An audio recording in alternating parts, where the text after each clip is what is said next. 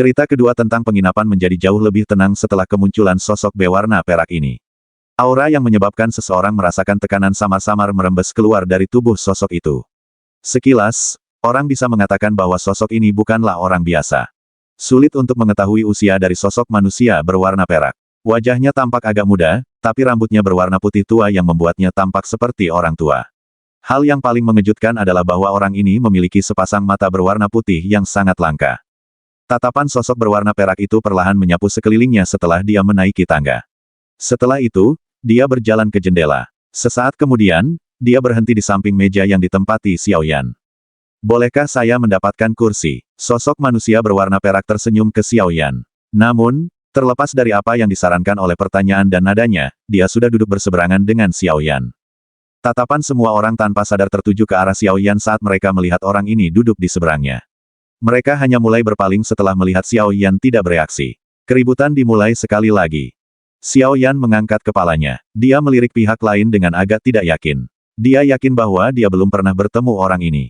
Ketika dia baru saja akan berbicara, suara serius Tian Huo Zunze tiba-tiba terdengar pelan di dalam hatinya. Xiao Yan, hati-hati. Kekuatan orang ini sangat menakutkan. Petik 2. Xiao Yan mengencangkan cengkeramannya pada gelas anggurnya dan riak terbentuk di dalamnya. Dengan bisa membuat Tian Huo Zunze mengucapkan kata-kata seperti itu, jelas bahwa kekuatan pihak lain kemungkinan besar bukan yang bisa dia lawan. Di permukaan, bagaimanapun, Xiao Yan tetap tanpa ekspresi. Dia tersenyum dan berkata, saya tidak memesan tempat duduk Anda. Anda bisa duduk jika Anda mau. Namun, saya masih memiliki beberapa hal lain yang harus saya tangani dan tidak bisa bertahan lama. Selamat tinggal. Hanya setelah Fei Tian menghilang, cerita kedua yang benar-benar sunyi dari penginapan itu berangsur-angsur pulih. Semua orang saling memandang dengan kaget. Tidak disangka bahwa mereka benar-benar akan bertemu dengan iblis tua legendaris hari ini. Selain itu, mereka juga sangat terkejut bahwa iblis tua ini secara pribadi mengejar Xiao Yan.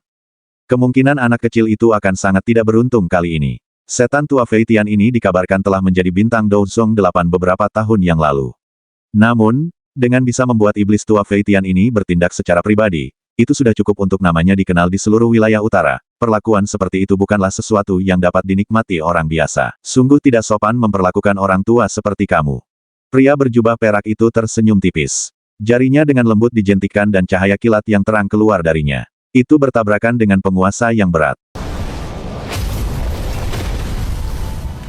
Cahaya petir itu seperti ular berbisa yang menggali ke tangan Xiao Yan.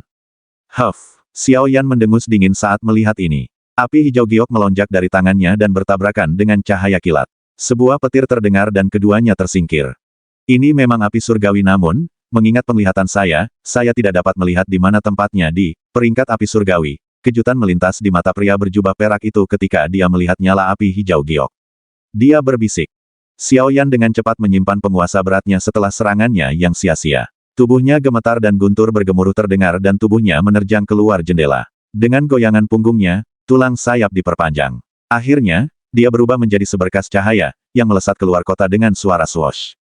Kecepatan yang menakutkan membuat siapapun yang menonton tidak bisa berkata-kata. Ini memang gerakan 3000 petir. Pria berjubah perak itu tidak terburu-buru mengejar saat melihat Xiao Yan melarikan diri. Dia meminum semua anggur di pot anggur sekaligus sebelum perlahan berdiri. Sudut mulutnya terangkat menjadi senyuman dingin saat dia melihat ke arah Xiao Yan melarikan diri.